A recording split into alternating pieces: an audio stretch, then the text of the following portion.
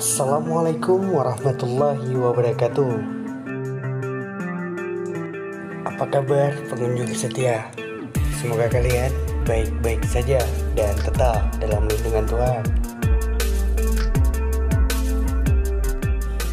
Kembali di kabar geger kali ini, datangnya dari istri mantan Gubernur Aceh, Irwandi Yusuf.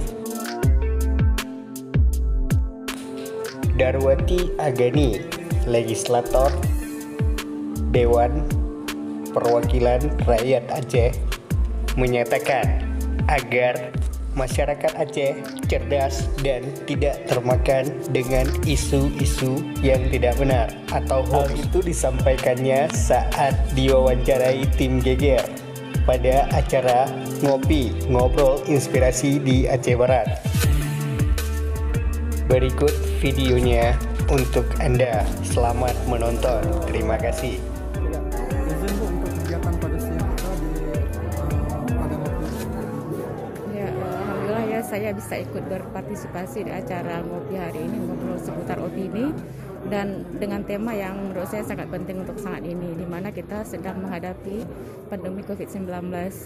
Dan walaupun WHO sudah sampaikan bahwa tingkat terjangkit di Aceh itu rendah, tapi pada kenyataannya kalau kita abai terhadap protokol kesehatan, ini juga bisa naik dan bisa bahaya bagi kita semuanya. Dan tadi juga disampaikan, kita mendengar dari pembicara-pembicara bahwa yang sudah melakukan vaksin itu masih rendah di Aceh.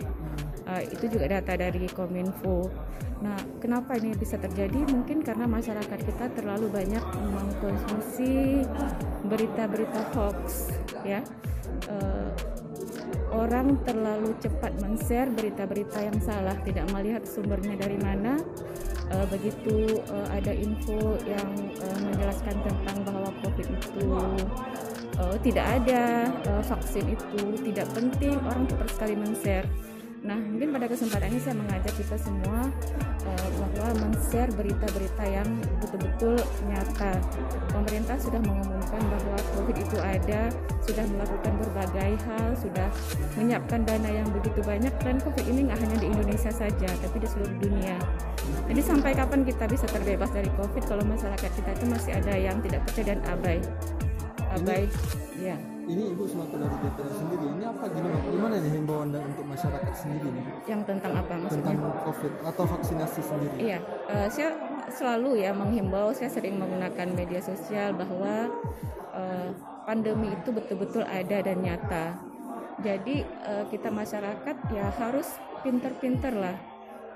Jangan terlalu takut juga dengan COVID, berdamai dengan COVID, mengikuti protokol kesehatan, karena COVID itu ada di mana-mana, nggak perlu stres. Nah, apabila kita terjangkit, mungkin tadi juga didengarkan saya menceritakan tentang pengalaman pribadi, jangan takut, dalam hati bertekad bahwa saya harus sembuh, saya harus bisa melawan COVID, jangan stres, dan insya Allah nggak apa-apa. Dan mungkin juga ini adalah pengalaman bagi saya yang bisa di-share ke orang lain.